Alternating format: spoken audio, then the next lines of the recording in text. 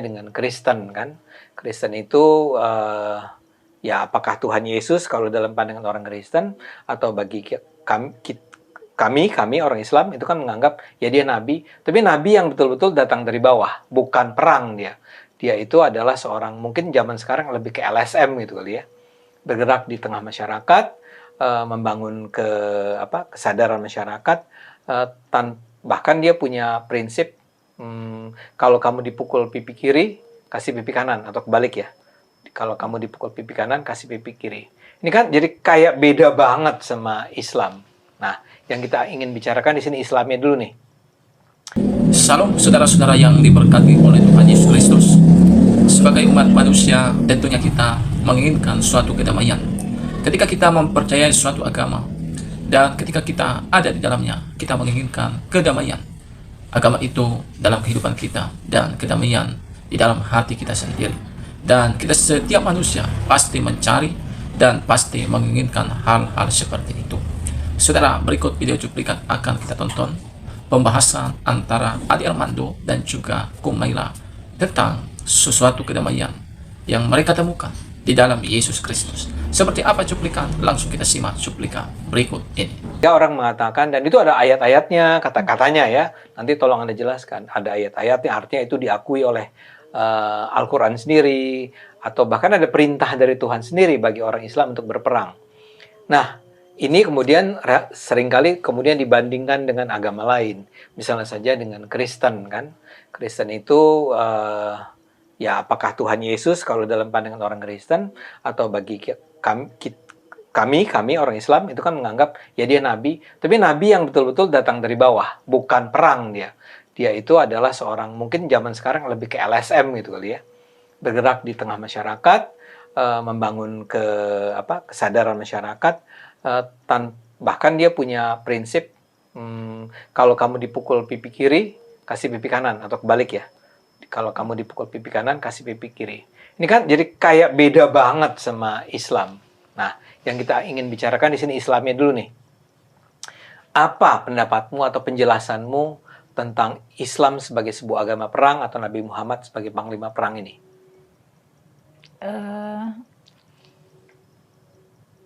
Ini pertanyaannya berat banget ya. Cuman mungkin kita harus, yang paling penting dari semuanya tuh kita lihat konteks budaya, konteks sosial, konteks zaman lagi pas awal-awal Islam muncul.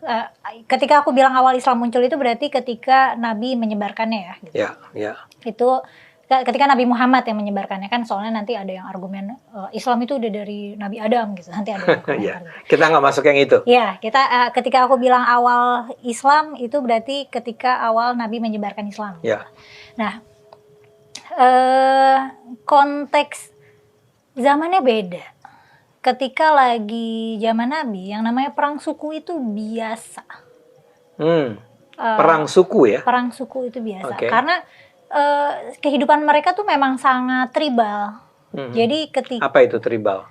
Suku, sangat kesuku-sukuan. Kan belum ada negara, belum ada pemimpin negara. Ini abad ke-7 ya kira-kira. Betul, ya? Jadi masyarakat tuh masih hidup berkelompok dalam satu suku. Nah, Islam dalam penyebarannya memang ada yang melalui diplomasi gitu ya. Jadi, akhirnya ada suku yang ngikut, tapi ada juga yang pakai kekerasan emang iya gitu. Kayak perang, kalah, terus ya udah di bawah bendera keislaman gitu, di bawah payung keislaman itu ada gitu. Tapi kan Islam sendiri secara etimologi artinya bisa damai, artinya bisa berserah diri. Jadi memang brandingnya tuh agama damai. Oke. Jadi tapi bagaimana mungkin ya kita mengatakan dia adalah sebuah agama damai, sementara tadi Mela sendiri menyebut nih, ya, dia menundukkan lawan-lawannya dengan menggunakan kekerasan. Itu kan jadi kontradiktif dong. Kalau misalnya kita melihatnya dengan kacamata modern sekarang gitu ya, di mana perang itu bukan norma, kita akan ngelihat ini nggak benar nih. Nah, tapi saat itu mah tidak jadi kontroversi. Maksudnya Nabi melakukan banyak perang itu tidak dimasalahkan oleh masyarakat pada saat itu. Karena menurut kacamata moral orang saat itu ya itu normatif gitu. Banyak-banyak perang itu ya nggak apa-apa, biasa.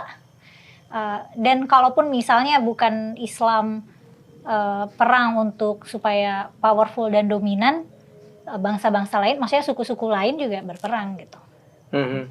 Ya tapi kan kemudian kan Islam itu diturunkan bukan hanya untuk masyarakat Arab pada abad ke-7, ya. Ajaran-ajaran Islam itu kan sampai sekarang disebarkan pada abad 21. Sementara kita tidak lagi menjadi orang-orang yang percaya bahwa itu adalah sebuah hal yang normal. Perang itu nggak normal. Iya, itu makanya jadinya penyebaran Islam yang versi modern sekarang itu sudah dimodernisasi. Kalau penyebaran Islam zaman Nabi masih ada kebutuhan agresi karena Islam itu kan budaya baru ya, budaya baru. Maksudnya melawan. apa? Jadi normanya adalah masyarakat itu politeis, punya banyak Tuhan. Aslinya nih ya. Penyembah berhala ya, native-nya tuh begitu dan normanya begitu. Nah Islam itu adalah norma baru, konsep tauhid itu norma baru, dan ketika mengenalkan norma baru ke masyarakat yang umumnya tidak memegang konsep itu, wajar kalau terjadi resistensi, wajar kalau terjadi konflik. Nah, karena punya kebutuhan untuk mempertahankan identitas Islam dan punya kebutuhan untuk meluaskan, ya jadinya konflik itu semacam tidak terhindar ya di situ. Oke, taruhlah konflik tidak terhindar. Tapi kita gunakan contoh Yesus, Nabi Isa, ya. Nabi Isa itu memilih untuk ya nggak usah perang lah, kita sebarkan dengan nilai kasih, ya. Orang diharapkan untuk secara perlahan itu akan menerima ajaran-ajaran dari Tuhan dengan cara yang damai, yang halus, yang smooth. Pertanyaan saya begini, kenapa Nabi Muhammad ketika itu, dan sementara Nabi Muhammad ini bukan seorang nobody ya, dia itu somebody di Mekah waktu itu, ya kan? Betul nggak saya? Ya. Kenapa dia tidak menyebarkan itu dengan gagasan aja, dengan ngajak bicara, ngajak dialog gitu ya? Aku tidak tahu secara detail ya gimana konteks sosial di tempat Yesus tumbuh ya di Yerusalem. Maksudnya saat itu tuh apakah mereka dikit-dikit perang. Itu yang ketika Bang Ade bilang Nabi itu perang sampai 27 atau 28 kali. Itu juga dalam waktu yang sangat singkat, mungkin dalam span waktu 20 tahun gitu. Hanya dalam 20 tahun? Iya, jadi tiap tahun perang, ada yang setahun 2 kali. Memang seproduktif itu perangnya karena ya normatif. Nah, aku nggak tahu, bisa jadi Yesus itu bisa bertahan sebagai pasifis karena normanya memang masyarakatnya tidak seagresif di Arab mungkin ya. Ini aku tidak tahu secara detail konteksnya. Oke. Kalau begitu bisa nggak disebut sebagai yang tadi di awal pertanyaannya, Islam itu adalah sebuah agama yang justru mendukung, menyarankan agar umat Islam menggunakan perang? Aku nggak bisa bilang enggak, karena memang aku nggak bisa bilang enggak. Artinya kamu setuju itu? Dalam konteks, karena perintahnya memang ada dan ancamannya memang ada. Maksudnya ini Nabi Muhammad kan punya kepentingan untuk menyebarkan Islam. Ancaman Nabi Muhammad dieksekusi itu ada. Ancaman Nabi bahwa Muhammad dia itu diancam. Betul. Ancaman Nabi kan punya misi untuk menyebarluaskan Islam gitu. Dan ancaman itu ada, resistensi masyarakat itu ada. Jadinya mungkin dari ancaman itu Nabi Muhammad jadi punya urgensi untuk memperbesar kekuatan, memperbesar kekayaan, memperbesar wilayah, memperbesar pengaruh karena membawa misi itu gitu. Dan salah satu caranya ya memang perang gitu. Dan saat itu Tuhan, maksudnya saat itu wahyu melegitimasi perang gitu. Oke, saya tahu Anda adalah orang yang belajar Islam secara serius nih, ya. Boleh nggak Anda kasih contoh nih kepada kita semua tentang misalnya, Anda kan menyebut tadi memang wahyunya sendiri melegitimasi. Bisa nggak contoh-contohnya memang di Quran sendiri ada itu?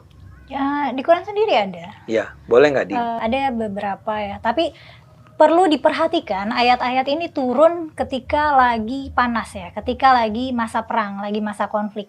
Ada juga ayat-ayat yang turun ketika lagi masa damai, dan itu memang menyarankan untuk gak boleh perang. Gitu. Gini, jangan masuk ke masa damai dulu. Kita bicara tentang masa perang. Oke. Ayatnya itu seperti apa? Misalnya ada apa ya? Waqtuluhum haitsu saqiftumuhum wa akhrijuhum min akhrajukum wal fitnatu asyaddu minal qatl. Jadi kayak bunuhlah, kebetulan kata bunuh dan kata perangilah, bunuhlah dan perangilah itu katanya sama ya. Akar katanya sama. Jadi kayak perangilah orang-orang orang kafir gitu dimanapun kalian temukan, terus usir dari tempat di mana mereka mengusir kamu ya gitu. Terus ada juga misalnya apa ya? Tadi apa? Perangilah dan bunuhlah itu dan secara etimologi sama. Masalahnya kata bunuh dan kata perang itu secara etimologi sama, pakai qatala sama katanya. Jadi ada juga kayak waqatilul ladzina yuqatilunakum, dan perangilah orang yang memerangimu, wala ta'tadu, tapi jangan berlebihan karena innallaha la yuhibbul mu'tadin gitu. Allah nggak suka yang orang-orang yang berlebihan gitu. Ada beberapa ayat sih yang yang memang perintahnya tuh perangilah gitu. Jadi itu beneran ada perintahnya gitu. Ada perintahnya. Jadi memang Quran sendiri menyatakan perangilah dan bunuhlah, ya. Dan yang diperangi dan dibunuh itu adalah orang kafir. Orang kafir. Yang di sana definisi kafir itu adalah orang yang tidak berserah diri pada Islam, orang yang tidak menyerah pada Islam. Kalau orang bukan Islam itu masuk dalam kategori kafir nggak? Iya. Kalau dalam terminologi Islam ya, orang kafir itu adalah non-Islam. Jadi dengan kata lain sebetulnya Quran memerintahkan umat Islam untuk memerangi orang non-Islam. Oh, aku harus koreksi nih. Jadi ada juga orang Yahudi dan Nasrani yang secara terminologis disebutnya ahlul kitab. Jadi ada maksudnya ahlul kitab, kitabul Injil ya, Alkitab dan Injil gitu. Ada kategori orang kafir dari golongan ahlul kitab gitu. Jadi berarti ada golongan ahlul kitab yang nggak diperhitungkan kafir gitu. Oke, jadi ada orang non-Muslim yang tidak diperhitungkan kafir. Sebenarnya secara arti ya, kafir itu kan artinya ingkar, mengingkari Allah gitu, mengingkari ajaran Allah. Bisa jadi orang yang ahlul kitab yang tidak termasuk kafir adalah yang tidak menentang Nabi ya, yang tidak menentang Islam, yang tidak menentang wahyu Allah yang Al-Quran ini gitu. Oke. Karena bagi orang Islam, apa yang tertulis dalam Quran itu kita pakai sampai sekarang abad 21. Itu dibaca kan? Iya. Nah, kalau begitu ya, perangilah orang kafir. Itu pertama-tama. Apakah itu artinya memang kami umat Islam, orang Islam kita, itu harus memerangi orang-orang non-Muslim? Nah ini salah satu apa ya? Aku ada pernah ngontenin ini tentang aku menentang konsep Al-Quran itu adalah kitab pedoman sepanjang masa. Bukan. Iya, karena memang meskipun orang-orang bilang begitu, sebenarnya Al-Quran itu nggak bisa jadi pedoman sepanjang masa. Kenapa? Banyak yang sudah kadaluarsa konteksnya.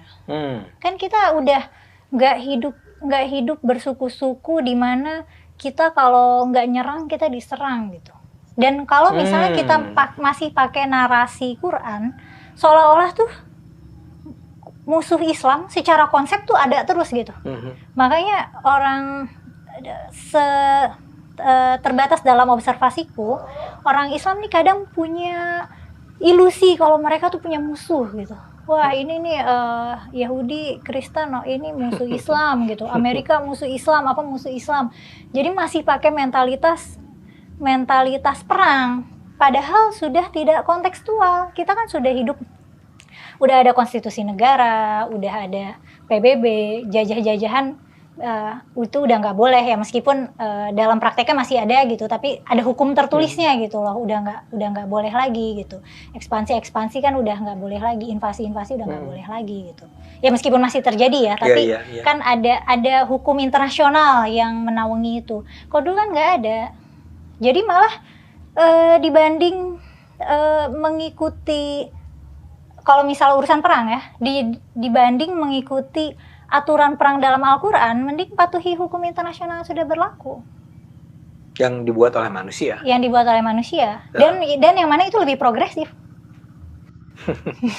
Maksudnya lebih lebih mementingkan kemanusiaan secara universal dan tidak memedulikan identitas kelompok tertentu gitu. Kalau dulu kan saat itu Islam itu punya kebutuhan untuk disebarluaskan dan untuk menjadi dominan. Kita kan udah nggak perlu, kita sudah hidup aman di bawah naungan negara gitu. Oke, saya ulang nih ya, agar jelas nih kenapa dianggap bahwa ada, atau paling gampang gini, Anda kira-kira kan tadi mengatakan sebetulnya agama seperti yang diajarkan pada abad ke-7 itu udah nggak relevan, sebagian paling tidak, termasuk soal perang ini. Terutama soal perang ini. Kalau misalnya gini, kan ada misalnya yang bilang makanya Al-Quran tuh diamalkan secara utuh. Ya terus masa kita mau mengamalkan ayat misalnya wa idza laqitumul ladzina kafaru fadharbar riqab gitu. Dimanapun kamu ketemu orang kafir, penggal kepalanya. Kan nggak mungkin. Meskipun, dan itu kan akhirnya jadi oleh para mufasir itu, ya makanya dilihat ini konteksnya kan ini lagi masa perang. Nah, kalau misalnya konteksnya sudah tidak kontekstual kan berarti sudah tidak relevan gitu. Jadi dia diturunkan pada masa di mana kayak tadi kamu ceritakan ya. Betul. Ini ada Islam dikembangkan oleh kelompok tertentu yaitu kaum Muslim ya. Terus ketika mereka berkembang, mereka diserang, diancam, dibatasi. Karena kan aneh kan. Ya. Maksudnya itu kan memang, budaya baru. Gitu. Dan memang betul secara faktual historis memang mereka diserang. Ada yang diserang, ada memang nyerang duluan gitu. Maksudnya kalau secara historis ya. Oke. Yang nyerang duluan yang mana ya? Maksud saya gini, yang ini kan saya bicara begini berdasarkan apa yang diajarkan pada saya sejak saya kecil, remaja dan seterusnya kan. Kan gambarannya kira-kira yang selama ini saya peroleh adalah ini Islam tumbuh dengan damai sebetulnya kan? Ya, aslinya. Nah, Anda wajah aslinya itu gimana sih? Ya nggak tahu saya. Yang saya tahu mereka berkembang. Nabi Muhammad itu tidak mengajarkan peperangan. Kemudian mereka mulai diancam. Pakai istilah Anda tadi apa, diancam atau apa ya? Ya. Jadi mulai si orang-orang Quraisy itu tidak setuju nih dengan perkembangan Islam. Ada yang ditangkap, disiksa, bahkan sampai ada yang siapa, Bilal ya? Ya kan? Itu sampai dia disiksa, hampir ditelanjangi di bawah padang pasir, di bawah matahari terik dan seterusnya. Ketika itulah mulai orang-orang Islam merasa harus melawan. Ini cerita yang benar nggak sih? Aku harus kembali lagi, siksa-siksaan, ancam-ancaman itu adalah norma. Ketika itu. Seperti perang juga norma, maka siksaan juga norma. Ya, bunuh-bunuhan itu norma. Saling membunuh antar suku itu norma, karena kepentingan suku adalah keamanan bagi suku mereka sendiri gitu. Jika keamanan mereka terancam, mereka akan menyerang orang yang mengancam keamanan suku tersebut. Kalau konteksnya kaum Quraisy itu adalah kaum yang besar dan kuat. Nah, terus ada Islam. Ini aneh nih, kan kaum Quraisy itu tadinya yang dominan. Ini kayak mungkin di mata kaum kafir Quraisy gitu ya. Ini Islamnya aneh, sesat gitu. Jadi mereka harus Oh, mereka memandang ini sesat ya? Iya betul, makanya orang Oke. memerangi Nabi. Nah, Nabi itu kan dianggap dan itu kan tertulis ceritanya di Quran dan di berbagai sirah. Tuduhan kepada Nabi kan Nabi itu sesat, Nabi itu orang gila gitu. Dan makanya mereka itu pengen mengeksekusi Nabi. Karena menurut mereka Nabi ini orang aneh. Tapi kan kalau dari sisi orang Muslim kan mereka ngerasa mereka adalah kelompok yang selamat dan ingin menyebarkan ajaran itu gitu karena supaya selamat gitu. Karena itulah terjadi konflik. Tapi dengan kata lain sebetulnya mereka terancam oleh orang Islamnya, terancam oleh segala macam upaya untuk menghambat mereka untuk bisa membesar kan? Iya. Iya kan? Iya. Oke. Dan sebagai konteks memang perang suku itu kan biasa ya. Jadi memang perang suku itu gampang, gesekan itu gampang banget terjadi. Jadi kalau misalnya aku nih dari suku A, terus aku jalan-jalan sendirian, ada orang yang ganggu aku dari suku B, aku lapor ke kepala suku di kepala suku A. Kepala suku aku bisa aja ngajakin perang suku B. Separah itu ya? Separah itu. Separah itu. Oke. Jadi poinnya kan adalah Mela akan mengatakan bahwa, hey, ayat-ayat yang minta agar kita berperang itu adanya di sebuah konteks sejarah di mana peradaban perang adalah sebuah hal yang normal. Dan pengadilan bukan norma. Pengadilan bukan norma. Nggak ada pengadilan. Tidak ada. Kalau pengadilan Islam Iya. itu kan baru diresmikan kan setelah kayak kehilafahannya udah besar gitu. Baru ada Artinya udah, pengadilan, Anda kira-kira ingat itu pada abad keberapa gitu? setelah ada kebutuhan untuk pengadilan. Maksudnya keformalannya itu bertahap ya. Ya. Jadi aturan-aturan semacam itu belum ada di masa abad ke-7 itu ya? Ada tapi belum formal. Belum formal, ya. Jadi sangat wajar, Anda mau bilang gini, sangat wajar kalau ketika itu ya memang diperintahkan untuk ya lawan orang-orang yang mengancam kamu itu. Sebetulnya itu adalah perintah kepada orang-orang Islam yang pada saat itu hidup dalam suasana peperangan. Iya, di dalam dunia yang keras. Dalam dunia yang keras. Dengan kata lain nih, kelanjutannya, ketika sekarang ini sudah tidak lagi terjadi, kita harus akui biar bagaimanapun ada perang, tapi ada aturan internasionalnya. Biar bagaimanapun ada perang, dilarang satu kelompok menyerang kelompok yang lain. Gitu kan? Jadi dengan kata lain, aturan-aturan mengenai itu di masa ini sebetulnya bisa dikatakan tidak relevan.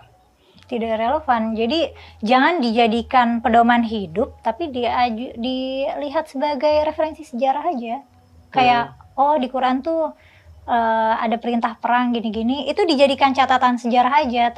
Oh berarti Nabi dan pengikutnya saat itu diperintahkan perang. Ya Dan udah. melawan. Memang kayak dilihat sebagai cerita aja, sebagai cerita sejarah. Tapi jangan dijadikan pedoman. Ngapain gitu. Aneh kalau misalnya Ini agak menyeramkan kalimat ngapain gitu. Iya karena misalnya terus aku bawa golok gitu. Terus aku, kamu kafir, bacok gitu. Terus nanti tiba-tiba bacok orang kafir kan konyol. Karena perintahnya begitu ya? Iya nanti terus masa aku pakai alasan aku kan menaati Al-Quran gitu.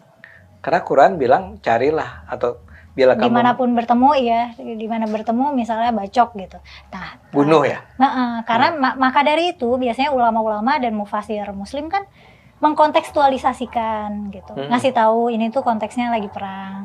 Kalau sekarang nggak boleh. Tapi kan ketika itu dikontekstualisasikan berarti itu kan informasi bahwa itu udah out of context, udah nggak relevan sama konteks kita. Gitu. Ya ini menurut saya menjadi penting kita melihat Anda tuh mengajak kita untuk berpikir bahwa hey yang namanya kitab suci Al-Quran yang kita anggap atau kami anggap nih artinya orang-orang yang percaya. Sebenarnya bukan kitab suci Al-Quran doang.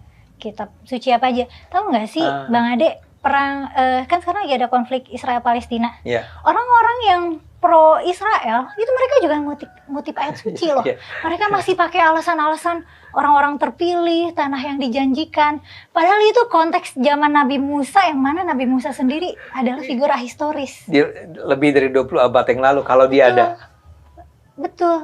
Dan itu kan cara berpikir yang ngaco ya. Maksudnya pijakan faktanya nggak gitu. Kalau misalnya kamu mau mencari moral grounding, ya pakailah konteks sekarang gitu. Iya, iya. Moral groundnya boleh. Oke. Apa sih ajaran moral dari kitab suci? Ada dong. Bahwa you are not supposed to gitu loh. Kamu nggak boleh menindas orang hanya karena keyakinan mereka gitu kan bisa. Lagi-lagi secara konteks. Karena Iya, tadi iya. kita nemu ada ayat-ayat yang boleh menindas orang karena keyakinannya beda. Yang mana yang bunuh orang kafir? Iya. Tapi kan kira-kira gini, kalau saya bilang, ya konteksnya ketika itu ada orang-orang kafir yang mengingkari Tuhan itu bersikap kejam terhadap kita. Maka lawanlah mereka. Iya. Tapi ajarannya itu adalah, kalau kamu itu dilarang, kamu tuh nggak boleh melarang orang lain berbeda keyakinan dengan kamu. Bisa nggak itu sebagai ajaran moralnya? Tergantung. Karena zaman Nabi sendiri kan murtad itu hukumannya bunuh. Tapi setelah damai kan baru tuh turun perintah gak boleh memaksa keyakinan orang. Dalam agama tuh gak ada paksaan. Oke. Ini mungkin akan menjadi bahan pembicaraan kita di sesi berikutnya ya. Karena menurut saya itu penting tuh. Bahwa Islam memang, itu dalam Quran dikatakan. Dalam Quran. Yang murtad tuh dibunuh. Iya. Ya. Tapi kemudian ada ayat lain yang bilang bahwa Ya. tidak boleh ada pemaksaan dalam agama. Oke. Tapi kita kembali ke perang dulu. Sebenarnya tadi juga relevan sama perang. Karena murtad dibunuh itu konteksnya perang. Jadi ketika ada orang yang memutuskan untuk keluar dari Islam, itu pasti dia keluar untuk jadi pengkhianat. Oh. Bukan karena dia jatuh cinta sama... Dapat hidayah dari agama lain. Dulu tuh orang beragama zaman dulu tuh beda kayak orang di abad Islam kemasan, apalagi sama sekarang. Agama tuh sangat berkelindan dengan politik dan budaya. Karena saat itu belum ada negara, dan saat itu budaya sama agama tuh melebur. Jadi apa? Jadi agama-agama yang ada tuh agama adat.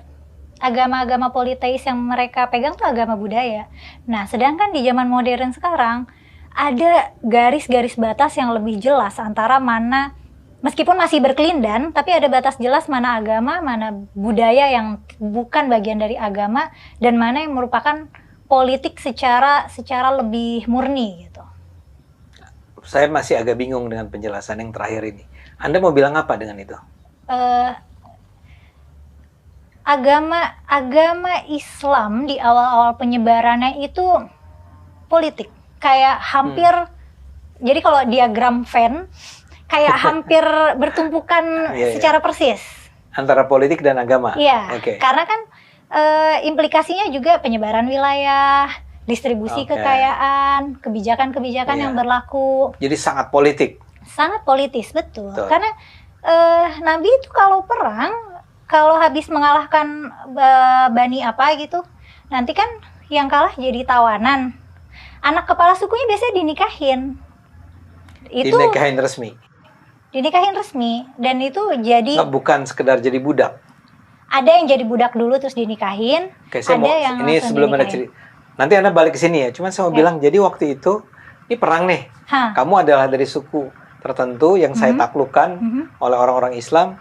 Terus perempuan-perempuan di suku kamu itu bisa diambil oleh kami? Bisa. Karena yang berkuasa adalah yang menang. Dan orang Islam melakukan itu? Iya. Oke. Dan ini agak menakutkan ya? Karena ini menakutkan karena kita melihatnya dengan kacamata moral modern. Kalau misalnya kita orang zaman dulu, mungkin maksudnya kalau aku bagian dari pasukan muslim misalnya, mungkin pilihan aku hanya menang. Karena jika aku kalah, nanti aku yang diambil jadi budak sama suku lain. Menakutkan. Ya. Jadi karena menakutkan ya, kita harus perang. Ya, kita harus menang. Iya. Dan kalau menang ya memang Anda punya hak untuk mengambil orang-orang yang Anda kalahkan itu sebagai budak Anda. Menurut norma saat itu. Iya. Makanya waktu itu terjadilah perbudakan. Mungkin saya agak belok nih. Maksud saya gini. Jadi itu bahkan diterapkan oleh pasukan Islam, oleh kaum Muslim ketika itu, dan itu dibenarkan oleh ajaran Islam di masa itu. Sebenarnya Islam tuh bukan membenarkan perbudakan ya. Perbudakan itu adalah praktek biasa yang diterapkan di mana-mana di Di masa berbagai itu. belahan dunia pada masa itu, dan Islam ya konformis pada hal itu. Nggak pernah bilang nggak boleh gitu ya.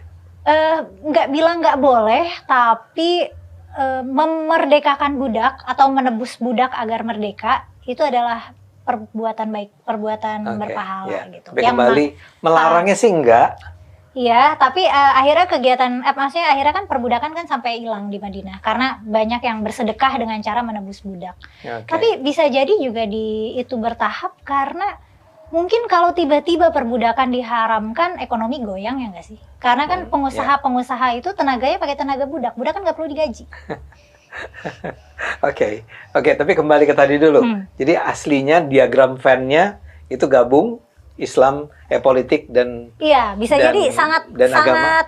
hampir bertumpukan. Tapi menurut Anda sekarang udah berubah. Sekarang nggak terlalu bertumpukan kayak MUI, misalnya MUI sebagai lembaga yang boleh merilis fatwa kan mereka independen harusnya ya. Mereka kan independen. Udah gitu kan kita boleh kita boleh untuk kalau misalnya aku orang Islam, aku mau keluar dari Islam, aku tidak mengkhianati negaraku gitu. Ya. Iya kayak gitu. Ya. Kalau Jadi sedangkan emang saat udah itu kan berubah sama sekali tidak jadinya. berubah sama sekali. MUI ngurusin sertifikasi halal aja Iya benar. Negara nggak ngurusin agama orang harusnya. harusnya. Oke. Saya tahu masih ada banyak pertanyaan, atau bukan saya tahu. Saya merasa ada banyak sekali pertanyaan nih yang harus saya terus ajukan dalam hal kaitannya antara Islam dan perang ini. Cuma saya takut penonton ini udah terlalu bosan mendengar kita ngobrol. Tapi mereka juga pasti kepengen tahu lebih lanjut. Jadi kita obrolin lagi di kesempatan yang lain ya. Boleh aja. Kelanjutan dari pembicaraan kita, termasuk misalnya saya ingin tanya tentang Apa? Perbudakan.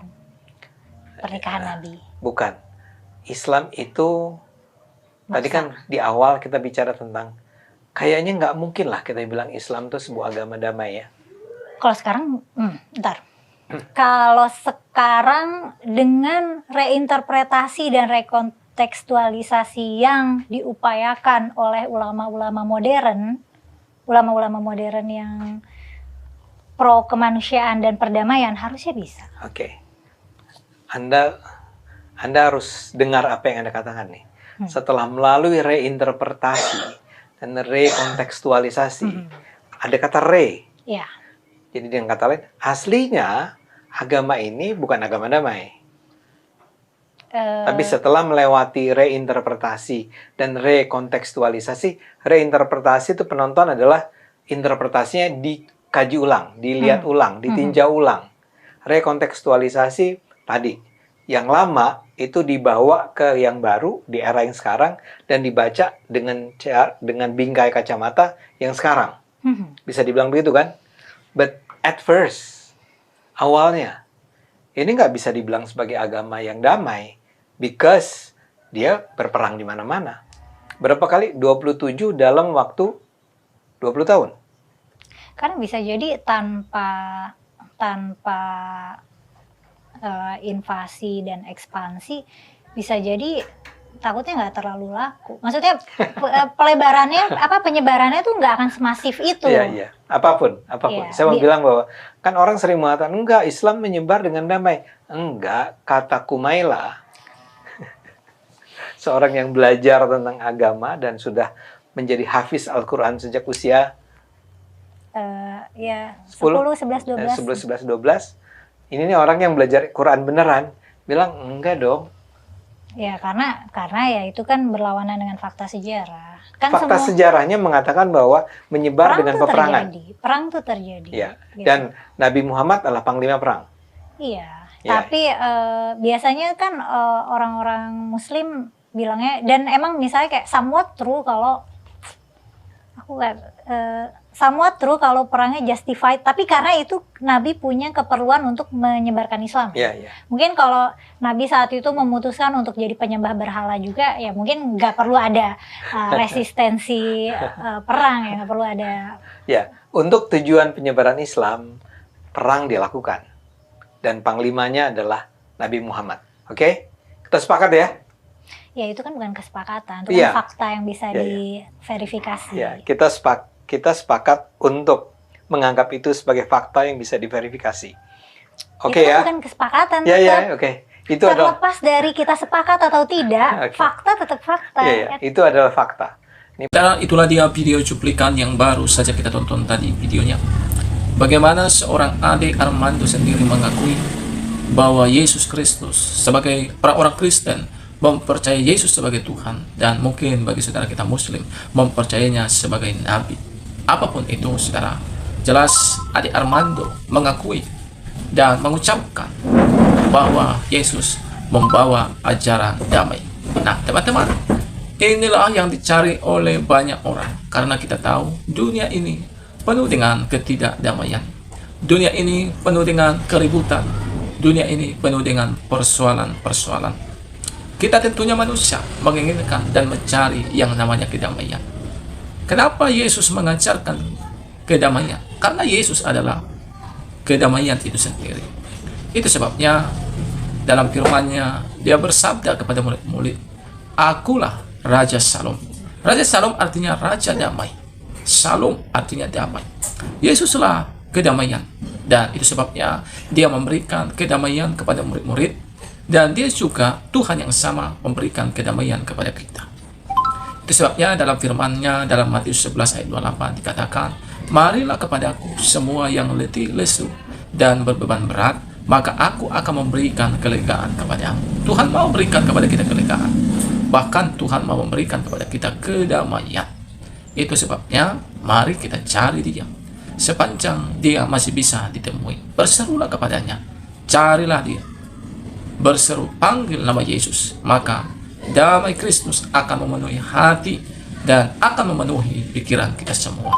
Nah, saudara-saudara, kiranya video yang saya bagikan ini boleh memberikan informasi penting bagi kita, bahwa bukan orang Kristen saja yang mengakui bahwa Yesus adalah sang damai dan membawakan ajaran damai, tetapi saudara kita Muslim, seorang yang begitu dikenal yaitu Ade Armando sendiri pun mengakui. Bahkan saya juga pernah mendengar seorang Islam Bahrawi, seorang ulama berani mengatakan Kristen, ya, mereka mengajarkan kedamaian. Yesus juga merasa mengajarkan kedamaian, dan itu sangat terbukti. Jadi diakui oleh banyak orang. Nah teman-teman, mari kita sebagai orang Kristen, kita juga mempraktekkan apa yang dilakukan oleh Tuhan Yesus. Tuhan memberkati. Salam. Sampai jumpa di video selanjutnya.